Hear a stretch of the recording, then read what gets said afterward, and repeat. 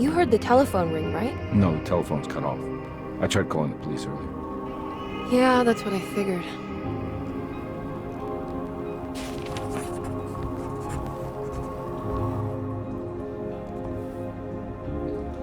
Hey, Mr. Carnby?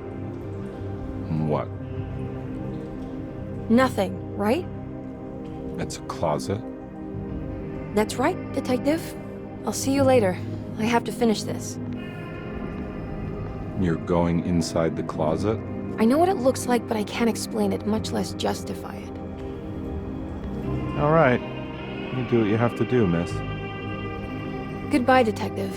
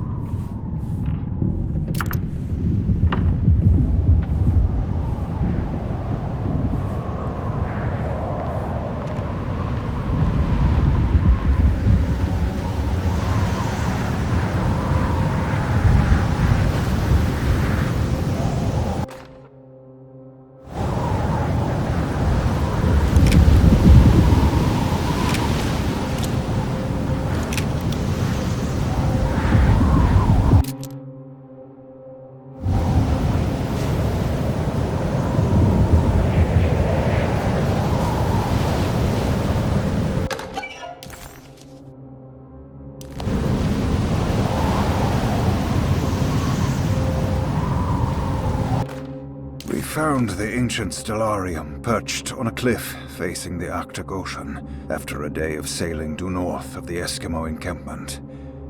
Jacob van Oostad was our most keen member of the expedition. He had been chasing down the source of a peculiar type of crystallized metal present in several sacred items among the natives on the northeast coast of Greenland. The site was a remarkable find for any explorer, and we were all enraptured in our search for enlightenment and meaning. The surviving architecture seemed almost unearthly in origin and astonishingly sophisticated. The metal Jacob was searching for was abundant, almost ubiquitous. We were so taken by our find that we were surprised by the sun falling below the horizon. As we quickly picked up our gear, ready to head back to our camp, Jacob van Oostad declared that he wanted to stay. He was adamant. We begged him to reconsider. The night would be getting colder by the hour, and we feared for all our safety. Jacob refused, threatening us with violence if we wouldn't leave him alone. As the snowfall turned heavier, we left him there on his own. The next day, the weather became worse, and we had to spend hours enforcing our shelter as our tents became increasingly useless. The group had written off Jacob, thinking he must be dead. I had an urge to make one final attempt to save him, so I headed out as darkness fell with a handful of flares and headed toward the coast and up the climb towards the stellarium. That's when I saw him, transfixed by a burning sky, that celestial lantern. Jacob keeled over and let out a painful shriek that struck me with such fear and pity. He was crying in agony, for the cold weather had ravaged his flesh. I called out to him, and he turned to face me.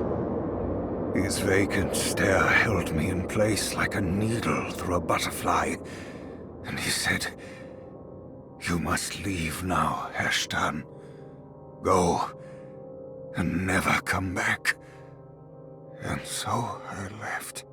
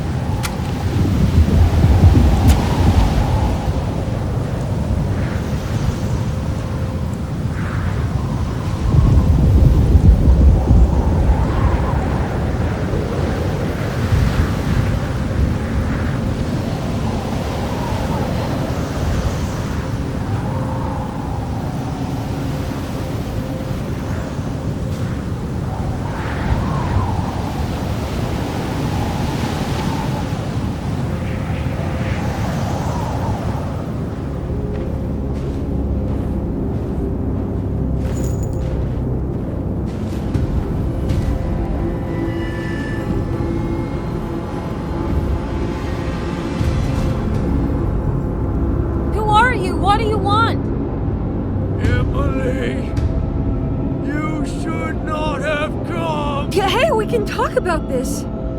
It's too late for that. It's too late.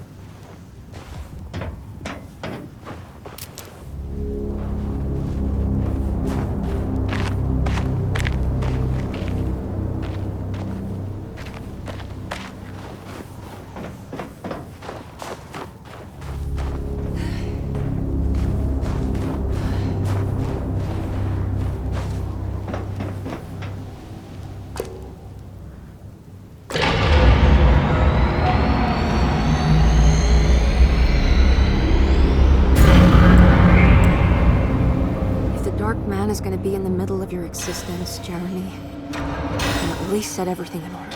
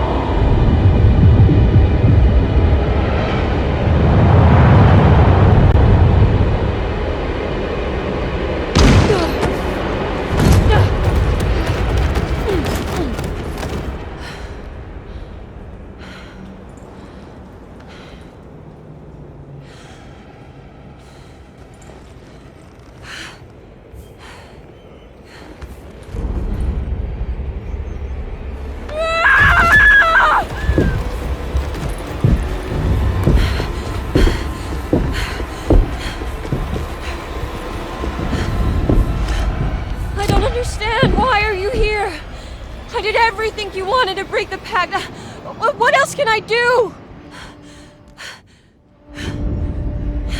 Wait, it did work. That's why you're coming after me. You're in my head now. In that case, I hope you enjoy your stay. Emily, stop!